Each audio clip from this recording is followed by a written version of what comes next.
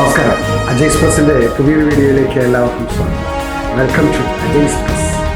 What we do is express. Washington DC-യിൽ American Airlines വിമാനവും ഒരു മിലിറ്ററി ഹെലികോപ്റ്ററും കൂട്ടിമുട്ടി തകർന്നു. 24 വർഷങ്ങൾക്കിടെ അമേരിക്കയിൽ ഉണ്ടാകുന്ന ഏറ്റവും മാരകമായ ഒരു വിമാന അപകടമാണ് ഇത്. 67 പേരാണ് കൊല്ലപ്പെട്ടത്. വിമാനത്തിലെ 60 പാസഞ്ചേഴ്സ്, വിമാനത്തിൻ്റെ 4 ക്രൂ, ഹെലികോപ്റ്ററിൽ ഉണ്ടായിരുന്ന 3 സൈനികർ. ഇവരൊക്കെയാണ് പോട്ടോമാക് നദിയുടെ തണുത്തുറഞ്ഞ ആഴങ്ങളിലേക്ക് മുങ്ങിപ്പോയത്. ഏറ്റവും ഒടുക്കം കിട്ടിയ കണക്കനുസരിച്ച് ഏകദേശം പകുതിയോളം പേരുടെ മൃതദേഹങ്ങൾ കണ്ടെടുത്തിട്ടുണ്ട്. എന്തുകൊണ്ട്, എങ്ങനെ? ചോദ്യങ്ങൾ നിരവധിയാണ്, പക്ഷേ ഉത്തരങ്ങൾ ഇപ്പോഴും എങ്ങും എത്തിയിട്ടില്ല. വിമാനാപകടം ഒട്ടേറെ കോൺസ്പിറസി, ഗൂഢാലോചന തിയറികളാണ് ഇപ്പോൾ ഉണ്ടാക്കിയിരിക്കുന്നത്. വിജിത്ത, കെൻസസിൽ നിന്നും 60 യാത്രക്കാരുമായി പറന്നുയർന്ന റൊണാൾഡ് റീഗൻ എയർപോർട്ടിലേക്ക് ലാൻഡ് ചെയ്യുവാൻ വന്നുകൊണ്ടിരുന്ന അമേരിക്കൻ എയർലൈനിൻ്റെ ഒരു റീജിയണൽ വിമാനത്തിൻ്റെ പാതയിലേക്ക് വന്ന് വിമാനത്തിലേക്ക് ഒരു ബ്ലാക്ക് ഹോക്ക് സൈനിക ഹെലികോപ്റ്റർ ഇടിച്ച് കയറുകയായിരുന്നു. ലോക്കൽ സമയം രാത്രി 9 മണി. വലിയ സെർച്ച് ആൻഡ് റെസ്ക്യൂ ഓപ്പറേഷൻസ് ആണ് പോട്ടോമാക് നദിയിൽ ആരംഭിച്ചത്. എന്നാൽ നേരം വെളുത്തപ്പോൾ വ്യാഴാഴ്ച രാവിലെ തന്നെ രക്ഷപ്പെട്ടവർ ആരും ഉണ്ടാകാനിടയില്ല എന്ന കാര്യം ഔദ്യോഗികമായി സ്ഥിരീകരിക്കപ്പെട്ടു. വിവരമറിഞ്ഞ ഉടൻ അമേരിക്കൻ പ്രസിഡന്റ് ഡൊണാൾഡ് ട്രംപിൻ്റെ ആദ്യ പ്രതികരണം ഒഴിവാക്കാനാകുമായിരുന്ന ദുരന്തം, ഷുഡ് ഹാവ് ബീൻ പ്രിവെൻറ്റഡ് എന്നായിരുന്നു. വിമാനം ലാൻഡ് ചെയ്യുവാൻ കുറച്ച് സമയം മാത്രം ബാക്കിയുള്ളപ്പോൾ എയർ ട്രാഫിക് കൺട്രോൾ അവർക്ക് ചെറിയ റൺവേയിൽ ലാൻഡ് ചെയ്യുവാൻ പറ്റുമോ എന്ന് ചോദിച്ചിരുന്നു. അതിനവർ എഗ്രി ചെയ്യുകയും ചെയ്തു. അതേ ട്രാഫിക് കൺട്രോൾ ഹെലികോപ്റ്ററിനോട് കൂട്ടിമുട്ടുന്നതിന് തൊട്ടു മുൻപ് നിങ്ങൾ വിമാനം കാണുന്നുണ്ടോ, ഉണ്ടെങ്കിൽ വെയിറ്റ് ചെയ്യൂ, വിമാനത്തിൻ്റെ പിറകിൽ വരൂ എന്നും പറഞ്ഞിരുന്നു. പക്ഷേ ഹെലികോപ്റ്റർ മറുപടി ഒന്നും പറഞ്ഞില്ല. ട്രംപ് വേറെ ചില കാര്യങ്ങൾ കൂടി പറഞ്ഞു. വിമാനം ലാൻഡ് ചെയ്യുവാൻ അവർക്ക് കൃത്യമായ റൊട്ടീൻ ലൈൻ ഉണ്ടായിരുന്നു. ഹെലികോപ്റ്റർ വിമാനത്തിന് നേരെ ചെല്ലുകയായിരുന്നു. നല്ല തെളിഞ്ഞ രാത്രിയായിരുന്നു. വിമാനത്തിലെ ലൈറ്റുകളെല്ലാം നന്നായി ജ്വലിക്കുന്നുമുണ്ടായിരുന്നു. എന്നിട്ടും എന്തുകൊണ്ട് ഹെലികോപ്റ്റർ മുകളിലേക്കോ താഴോട്ടോ അല്ലെങ്കിൽ ഒന്ന് തിരിച്ചോ പറത്തിയില്ല? എന്തുകൊണ്ടാണ് കൺട്രോൾ ടവർ ആ സമയം ഹെലികോപ്റ്ററിനോട് എന്ത് ചെയ്യണം എന്ന് പറയുന്നതിന് പകരം വിമാനം കാണുന്നുണ്ടോ എന്ന് ചോദിച്ചത്? ഇതെല്ലാം ട്രംപിൻ്റെ സംശയങ്ങളായിരുന്നു. ട്രംപ് വേറൊരു കാര്യം കൂടി പറഞ്ഞു.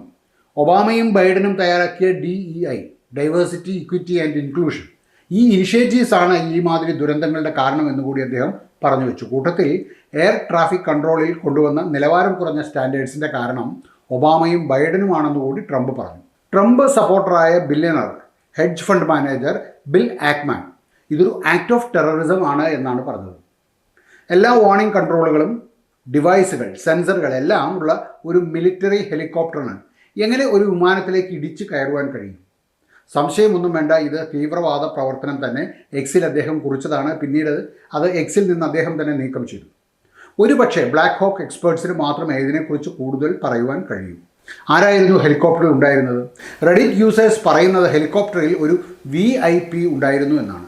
റെഡിറ്റ് യൂസേഴ്സ് പറയുന്നത് ഈ പാറ്റ് 25 ഹെലികോപ്റ്റർ സൗദി അറേബ്യയുടെ ഒരു ഡിപ്ലോമാറ്റിക് വസതിയിൽ നിന്നാണ് ഉയർന്ന് പൊങ്ങിയത് എന്നായിരുന്നു. സോഷ്യൽ മീഡിയ ഉപയോക്താക്കൾ മാത്രമല്ല, newsrated.com നൽകുന്ന റിപ്പോർട്ടും ഇത് തന്നെയാണ്. പാറ്റ് 25 ചോപ്പർ സൗദി അറേബ്യയുടെ ഒരു ഡിപ്ലോമാറ്റിക് വസതിയിൽ നിന്നാണ് ഉയർന്നു പൊങ്ങിയത് എന്ന് തന്നെയായിരുന്നു അവരും പറഞ്ഞത്. അവർ ചോപ്പർ ഉയർന്നു പൊങ്ങിയ അഡ്രസ്സും തരുന്നുണ്ട്. 811 Lawton street in McLean, Virginia. ഇതായിരുന്നു അവർ പറഞ്ഞ address. Real estate website block shopper പറയുന്നത് നേരത്തെ പറഞ്ഞ അഡ്രസ്സിലുള്ള വീടിൻ്റെ ഉടമസ്ഥൻ royal embassy of Saudi Arabia ആണെന്നുമായിരുന്നു. എക്സ് എന്ന നമ്മുടെ പഴയ ട്വിറ്ററിലെ യൂസേഴ്സ് പറയുന്നത് ഹെലികോപ്റ്ററിൻ്റെ ഫ്ലൈറ്റ് പാത ADS-B എക്സ്ചേഞ്ച് വഴി കണ്ടുപിടിക്കാമെന്നാണ്. ഈ പറയുന്ന ലോട്ടൺ സ്ട്രീറ്റ് വളരെ പ്രമുഖരായ സൗദി അറേബ്യൻ ഡിപ്ലോമാറ്റ്സും സ്കോളേഴ്സും താമസിക്കുന്ന ഒരു ഇടം തന്നെയാണ്. ബ്ലാക്ക് ഹോക്ക് ചോപ്പർ അവരുടെ ഒരു ആനുവൽ പ്രൊഫിഷ്യൻസി ട്രെയിനിങ് ഫ്ലൈറ്റിലായിരുന്നു എന്നാണ് പറയുന്നത്.